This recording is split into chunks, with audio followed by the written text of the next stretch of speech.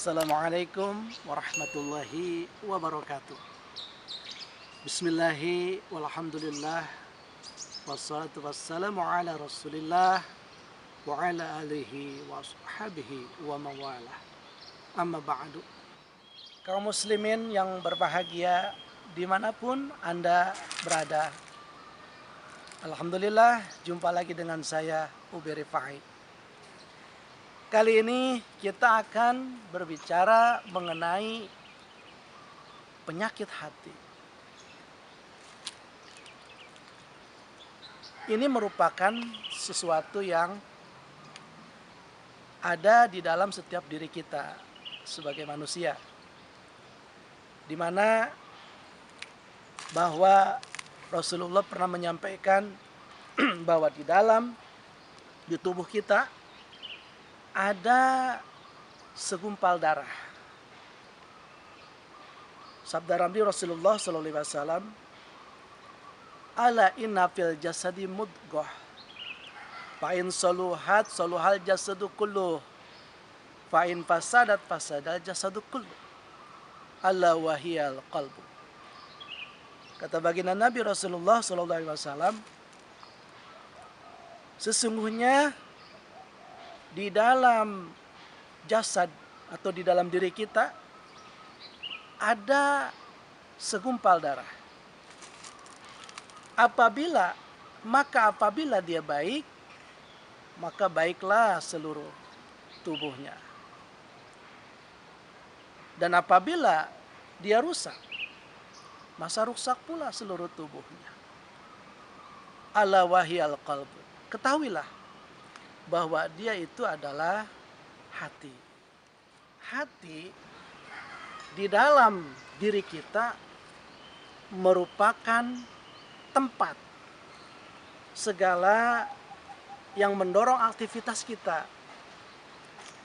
Dan hati ini merupakan raja di dalam tubuh diri kita. Seseorang apabila di dalam hatinya memiliki pemikiran yang baik, maka apapun yang dilakukan akan menjadi baik. Sebaliknya, seseorang yang di dalam hatinya memiliki pemikiran, mindset yang buruk, maka segala sesuatunya akan menjadi buruk. Cara pandang dia akan memandang sesuatu yang buruk. Tangannya akan memegang sesuatu yang tidak baik. Begitupun dengan kakinya akan melangkah ke tempat yang tidak baik. Nah, pemirsa, hati ini memiliki penyakit-penyakit yang apabila penyakit itu sudah tertanam di dalam diri manusia, tersimpan di dalam hati manusia, maka itu akan menjadi sesuatu yang merusak kepada segala aktivitas kita dan amal kebaikan kita. Sebagaimana sabda Nabi Rasulullah SAW pernah bersabda, "Iyyakum wal hasada, fa innal hasada ya'kulul hasanati kama ta'kulun narul hataba." Kata baginda Nabi, jauhilah olehmu iri atau hasud. Yakum al hasada, fa innal hasada. Maka sesungguhnya hasud itu ya'kulul hasanati kama ta'kulun narul hataba. Memakan segala kebaikan seperti sesuatu perkara memakannya api terhadap kayu bakar. Contoh misal,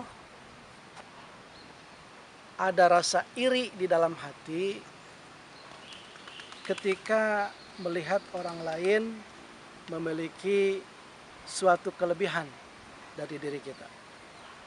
Maka iri itu adalah sesuatu penyakit hati secara aplikasinya dalam kehidupan sehari-hari, yaitu merasa susah ketika melihat orang lain senang dan merasa senang ketika melihat orang lain susah. Nah, apabila tertanam di dalam diri kita ada rasa iri, ada rasa hasud, tidak senang dengan kesuksesan orang lain, maka itu adalah merupakan sesuatu yang akan menghancurkan segala amal kebaikan kita. Salat kita, puasa kita, ibadah kita, itu akan dikikis perlahan-lahan dengan kedengkian kita, dengan kecemburuan kita kepada orang lain. Sehingga pada akhirnya amalan kita ibarat debu di atas batu. Yang ketiga, yang ketika turun hujan, maka semua itu akan lenyap, terbawa oleh arus air hujan dan tidak menyisakan apa-apa. Oleh karena itu,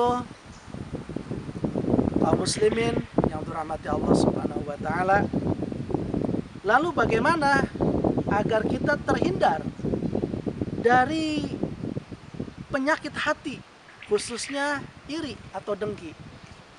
Pertama, yakinkan di dalam diri kita bahwa segala sesuatu yang dimiliki oleh orang lain ataupun oleh diri kita, itu semua adalah merupakan karunia Allah Subhanahu wa taala. Yakinkan dalam diri kita bahwa segala sesuatu pasti memiliki nilai kebaikan yang Allah berikan kepada diri kita. Sebagaimana Allah Subhanahu wa taala pernah berfirman di dalam Al-Qur'an, A'udzubillahi minasyaitonirrajim, wa la tatamannau ma faddalallahu bihi ba'dukum ala ba'din lirijali nasibu mimaktasabu walin nisa'i nasibu mimaktasabna was'alullaha min fadlih